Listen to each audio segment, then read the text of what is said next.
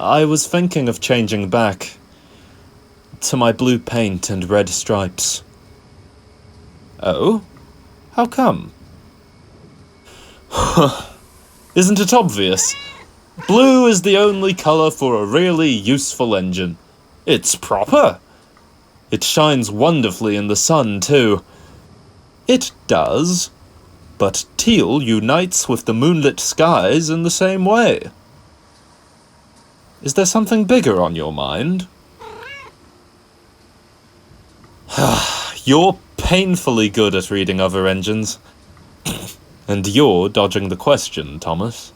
I'm getting to it. Bust my buffers. Patience, Edward.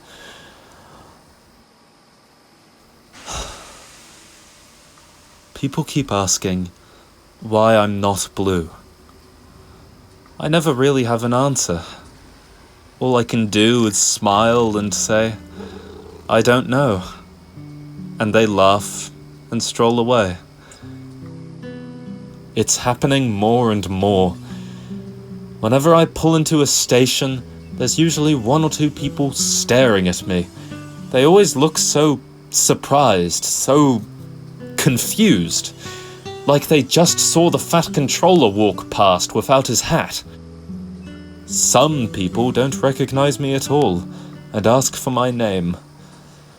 Cinders and ashes, some have asked when I'm going back to blue.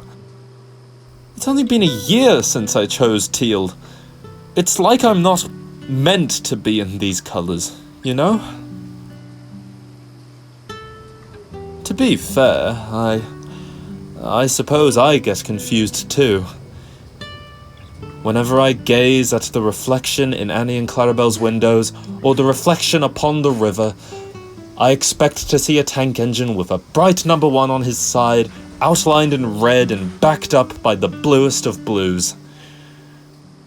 But now, my reflection feels more like another engine, staring back at me, unrecognizable, unfamiliar and distant. I've been blue for ages, never straying away from it. That paint has become a part of me. It's something that shouts my name to everyone, and therefore to me. Now look, I'm wearing teal with yellow, and it feels as though I don't have the right to. Isn't that strange? Feeling like a part of you isn't really yours. With how other people see you, hear you, think of you, they'll never quite be able to discard their own ideas of you, even when you go against them. Those ideas can't leave them, and they in turn make up your image. They're almost more a part of us than our own wheels, boilers, bunkers and tenders, everything.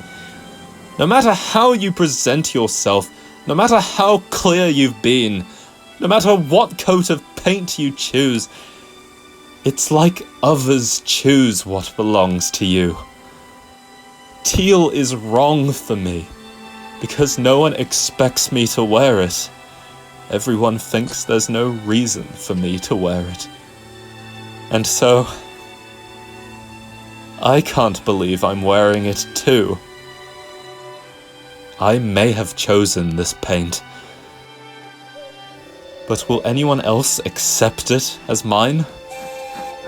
Will I accept it as mine? I wish I could describe this better. I didn't want to tell anyone because I didn't really know how to tell anyone. There's been all these strange thoughts welling up in my smoke box, bigger and bigger, and I can't seem to huff and puff them out of my funnel. Sneezing them out won't work either, before you suggest it. I wasn't going to, honest.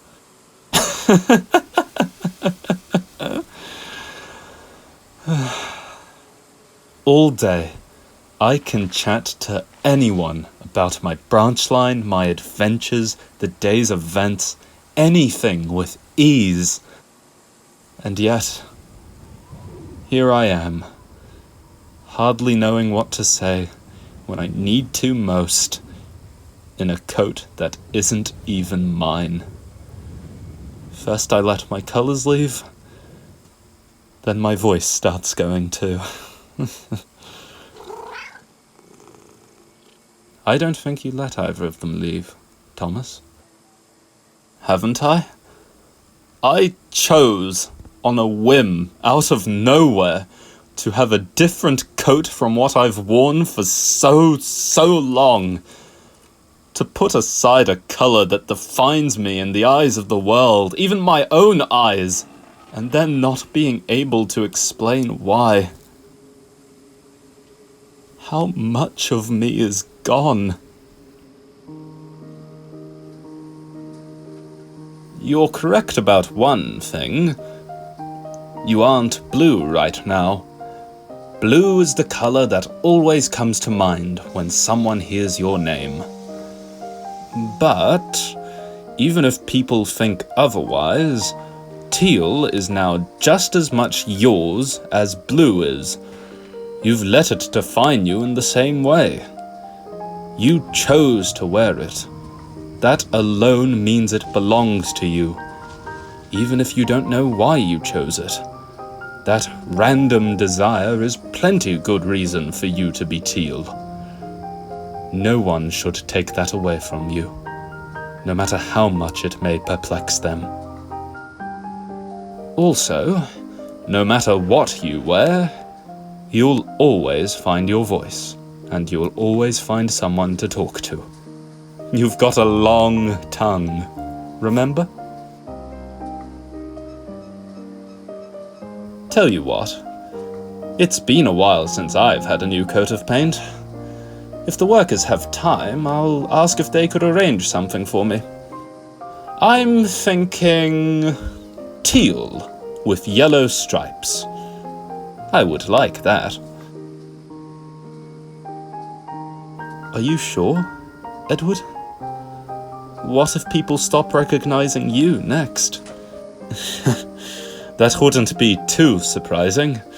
They already muddle me up with you, silly. Besides, if they do, then I won't take any notice. You and I, Thomas, we'll choose what we wear for our own sakes. We'll show the world just who we are, and if they don't accept it, then we'll continue to live and defy their perceptions of us. Taking back what's ours is the only way forward, to let our voices be heard, to not let ourselves leave. If you want to go back to blue, by all means, go back to blue. However, if you're only going back because you feel like you must, back to a you that everyone else sees but you yourself don't, I think that's a sign you ought to keep the teal. Anyway, if people are confused now, they've clearly forgotten that you weren't always blue. Of course they have. Details from back then are remembered only by us now, old Iron.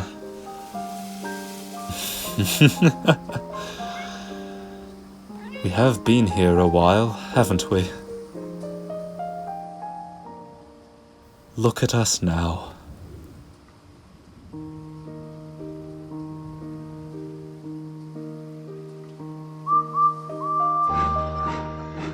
My, Edward, taking after little Thomas's example.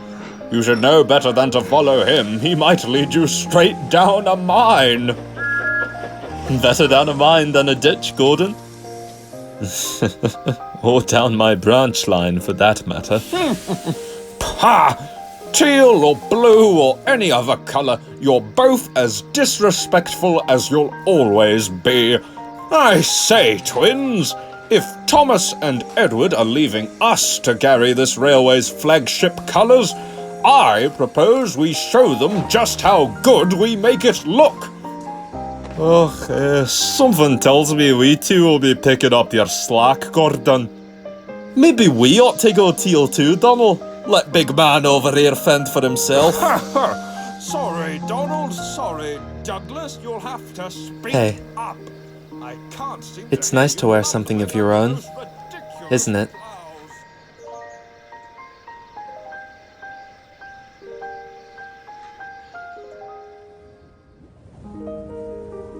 Yes, Rosie. Yes, it really is.